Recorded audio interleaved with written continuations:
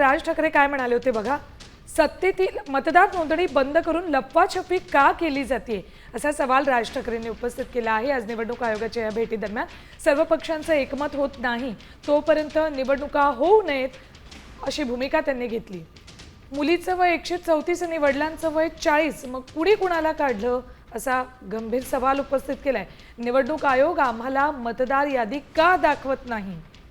तर उद्धव ठाकरे काय म्हणाले बघा. त्रुटी आहेत तर निवडणुका कशासाठी घेता. इलेक्शन फॉर सिलेक्शन जाहीर करून टाका असंही उद्धव ठाकरे म्हणतायत. तुम्ही हुकुमशाही आणि आम्ही लोकशाही पाळणार का. उद्धव ठाकरेंनी जे सवाल उपस्थित केलेत. व्हीव्हीपॅट नसेल तर बॅलेटवर निवडणुका घ्या अशी भूमिका उद्धव ठाकरेंनी घेतली. व्हीव्हीपॅट देत नाही म्हणजे सर्व पुरावे तुम्ही नष्ट करा. तर देवांग दवे कोण आहे याची माहिती घ्या असा सवाल विजय वडेट्टीवार यांनी उपस्थित केलाय.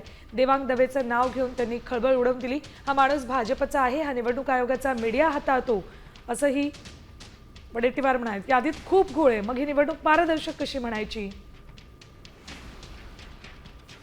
भाजपचा माणूस निवडणूक आयोगाचा मीडिया हाताळतो असा गंभीर आरोप त्यांनी केलाय.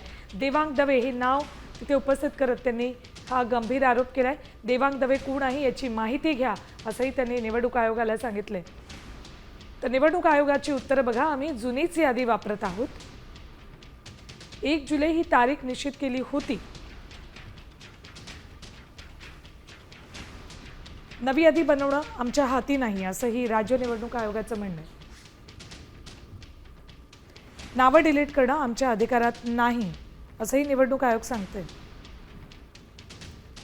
तर मतदार यादीतील बदलाचा विषय कार्यकक्षेत नाही असं म्हणत राज्य निवडणूक आयोगानं या सगळ्या प्रश्नांची उत्तरं देण्यासाठी केंद्रीय निवडणूक आयोग सक्षम आहे असं एक प्रकारे सांगितले. आता isakal.com आहे देशातील नंबर 1 ची मराठी न्यूज वेबसाईट. प्रत्येक अपडेटसाठी isakal.com ला नक्की भेट द्या.